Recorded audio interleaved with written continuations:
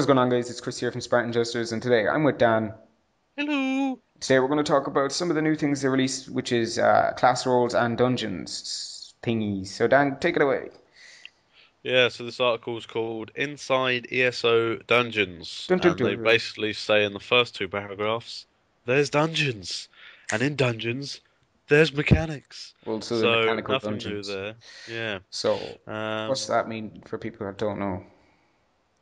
for people who don't know, this is a really good article. It literally explains what people like to define as the Holy Trinity. So they have three paragraphs, or four on healing, four on DPS, so four mainly, on each of the three types of roles. So DPS, which stands for Chris.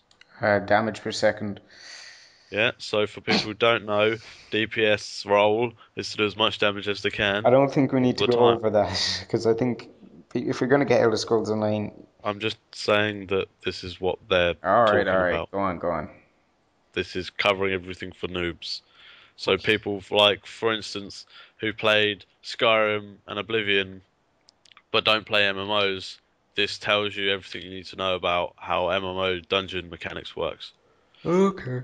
And then the bit that's actually interesting for people who do MMOs already is they try and tell you how it's different from modern day So, how is it MMOs. different? How is it different in modern day MMOs such as WoW and Well, here we Shift? go. If we look at the first line of tanking, you won't need to get every enemy's attention. They're trying to focus on saying that the tanks will take the bigger enemies and um, kind of DPS people should expect to be hit sometimes, as it Okay, says in so the.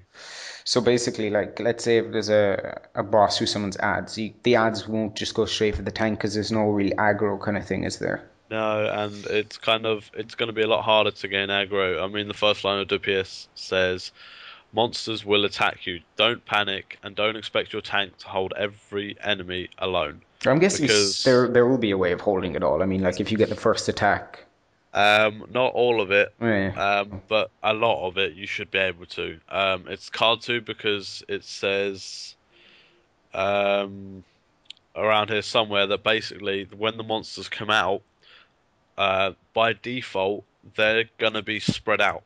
They're not gonna be together. So yeah, by default a pack of monsters spread out, and each enemy chooses a target. Player actions can change their targets to some extent. For example, taunt abilities, so they do exist within this game, okay, okay. force an enemy to attack for a fixed duration, so keyword being duration. So you might be able to get their attention for 10 seconds, Yeah, so I but after suppose that, yeah. when the terms of raiding will come, you may need two tanks if that's the case, if you know what I mean. So you'll always be able to get that mob's attention if you want to Yeah, raid and properly, you know. so yeah, the thing is, it's kind of like they expect not so the healers will have to expect not to just have to heal the tank, which is why they've said here that a lot of the healing will be AoE. So there's no single target healing, so they won't just be standing there pressing one button on the tank Okay, to keep them alive. apparently there will be like AoE healing and burst healing, you know, kind of like you heal someone and it'll also heal another couple of people around it. Yeah, so it's kind of a lot of chain and AoE, so the healer will have to be quite mobile and kind of jumping into the areas where most of the damage is being fought out, for example. Yeah, that's what And I didn't like about WoW, the way that the healers would just stand back and press buttons. Oh, look out, AoE, move out of the way, stand back, press buttons. Whereas the tanks and DPS had all the fun, whereas this is like everyone will be in the action, everyone will be getting a piece of the cake. yeah, another cool thing when they talk about how the monsters will behave in this, they were saying that ranged monsters will typically target another ranged player, so you won't have them just attacking a random melee person who's then going to have to run out. It's going to be cool. You're going to have the range fighting the range as you would in real life, and then the melee's kind of fighting in the middle with the healer having to jump around, the tank trying to grab as much as he can, but like it said, not going to be able to get all of it. So this is where the dodge abilities come in, the stun abilities come in for the DPS who are going to have to kind of evade these monsters and kill them off. For example, when the tank can't. Okay, so one thing I'm actually looking forward to is, and I know this is pretty much off topic, um, the way, like, you know how you said ranged will attack ranged? Yeah. You know how when you fire an arrow in Skyrim, it all depends on the way where you're aiming. Do you reckon that there'll be fixed targeting? So if I cast an arrow at you, you'll be able to dodge it. If you know what I mean? Um, I think you're trying to say like it's a projectile, so you can dodge it. Yeah, I'm not sure. I don't think it will be, just everyone because, will be able to dodge it pretty easily. yeah, especially if you're firing from miles away, then you would just kind of be having like, well, like a sniper off almost. You'd be like trying to queue it up, and then they would just see it and step out of the way and then fire at you, and then Yeah, exactly. It would just be a huge battle to bounce around. So what's next? We never really touched on tanking as much as the other two. So it says here in a fight with a large group of enemies, a tank's ability to control the fight is critical. Stun the healers, interrupt the spellcasters, you're the best party member for the job. Because your stuns and interrupts will tend to get those enemies to attack you. So basically, not only taunt abilities will attack you, depends on what you are doing to the mob as well will attack you. yeah, so kind of if you're affecting the mob the most, so if you're stopping him from attacking, if you're stunning him, so this would happen to me in PvP. If someone was stunning me loads and interrupting me, I'd get pissed off at them the most and want to go and kill them instead. You wouldn't really run away from them or attack other people. You'd mainly attack I the people wouldn't. I that. wouldn't go for the people who are auto attacking me. I'd go for the people who seem to know what So it they're looks doing like to stop me. tanks are actually going, well, quote unquote tanks will be the most needed people in the game, as well as healers. I mean, you could probably do a dungeon with healers and tanks and not need DPS, but you couldn't just do it with DPS and a healer or a DPS and a tank. You always need the three or else. Well, I did read above that it says that you might find with the right ability that each player can manage his or own health. So therefore, if everyone has a healing ability and plays well, dodges well, stuns well, they should actually be able to survive without a healer. So, Yeah, I mean, I'm guessing you'll also have like some sort of self-healing, like every other classes. Like you'll probably get a spell that regains health over time if you spec into a right place as a DPS, because there's a lot of skill trees in the game. well, that's the thing. That's where this kind of blending in comes for.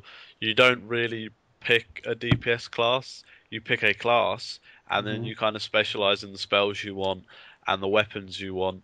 Mine's just going So, to be a tanking, sneaky kind of guy. That's what I was going for when the game comes out. yeah, exactly. But then you think about if you're a DPS, for example, and you're range and you have a Yeah. bow on, and then you obviously because everyone has a bit of magicka, no one has no magicka. Everyone starts off with 100 and so on. And then you might, as a range, you might just want a bow, and then you don't really need a second weapon. So you can use your weapon swap, which you get at around level 10, I I believe, think it's seven. I remember reading or somewhere it was 7. seven. And for example, just because you have nothing else on there for damage, you could just put a restoration staff, and then whenever your magicka builds up, swap over, burst a few restoration spells on yourself, and then swap back and just keep Yeah, attacking that's what I'm because you looking don't need forward your to. magicka. So yeah, But then again, when you level up in every other game, Magicka becomes more expensive on the spells, so it won't always be like two Magicka, two Magicka. It'll go like two Magicka for healing, then 10, then 20. yeah, well, you won't be able to consistently heal, but you'll be able to pop off a few heals for yourself and then just continue attacking. So Yeah. What's that's up just one next? way you wouldn't even have to spec into it. The dungeon mechanics. We never really touched on that. We only said like there are things you can do. Yeah, they said like by default packs spread out, for example. But the other thing which is interesting is that enemies are not, how do I put this, mentally impaired in this game. So If they're actually someone next smart to them, AI technology is what they put yeah, into if it. someone next to them suddenly falls asleep, or well, I say falls asleep, gets stunned or sapped or something, they're not just going to stand there and go, Oh. "Oh, Bob's gone to sleep. Okay." Or yeah, if something like that happens, There won't be any mob reset. Is that kind of what you're yeah, saying? and they can see further than 5 meters. That's what I'm saying. Because if you're in a room and there's one pack on that side and one on the other, and you attack that pack, the other pack aren't going to turn around and say, "Oh, there's nothing going on here." They're going to realize that those mobs are getting attacked and they're going to come over. There Yeah, isn't. so if there is a corridor, it's not like you can pull one pack and expect to get away with the other 10 packs down the line. They'll all see each other running, and so they're all kind of alert when it comes to the fact that you won't Yeah, be. they're not blind. They're going to see more than 5 meters. It's going to be a lot harder to kind of pick off Like when you realize like sometimes you have a weaker dungeon group, you'll go right. We want to pull less. We want to pull just 3 people at a time in this room. And then when you have a better dungeon group, you'll just say, "Oh, screw it, just pull the whole room." And then the healer heals through it and everyone kills off. Yeah, But in this, it's going to be hard. You're just going to have to be smart because you're going to have to do the whole room most of the time. But there will be saps and stuns and stuff.